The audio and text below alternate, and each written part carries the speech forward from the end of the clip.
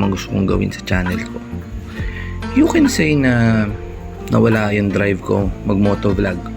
Wala na maging tatlo yan ako. I don't know. Hindi ko din alam kung ano ba talaga gusto kong gawin, mga kaibigan.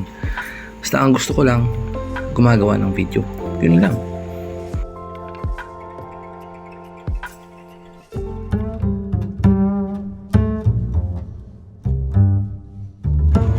Lately, masyado ko iniisip din kasi kung ano yung sabihin ng mga ibang tao sa paligid ko. I mean, sino bang hindi?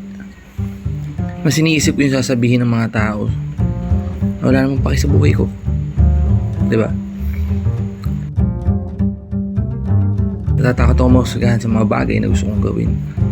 Pero sa totoo lang, mga kaibigan, hindi ko talaga sigurado kung ano gusto kong mangyari sa channel ko. Kaya isa din yung dahilan kung bakit hindi ako nakakapag-upload. Masyado ko rin kasi iniisip yung mga bagay na pwedeng mangyari. But in reality, it doesn't matter naman.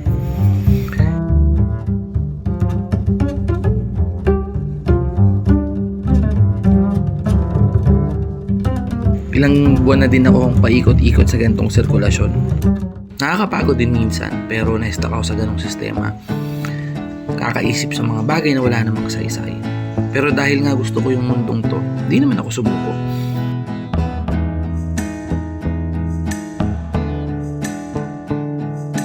So one night, sabi ni Mrs., panoorin yung video ni Kong saka ni Ninong Rai. And then, that's it. Unti-unting bumalik lahat.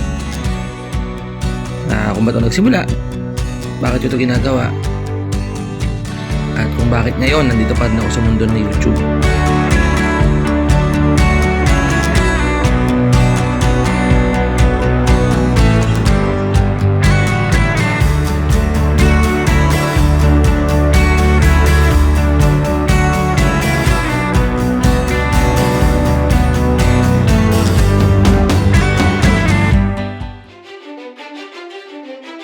Nung mapanood yung video, sinipag akong mag-shoot, mag-edit at mag-upload. Medyo naliliwanagan na din ako sa kung anong gusto kong gawin dito sa channel ko.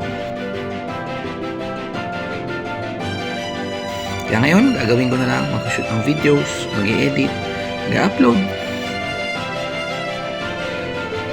Basta mag-video na lang ako ng mag-video. Plano, basta video, edit, upload, tapos bahala na si Batman.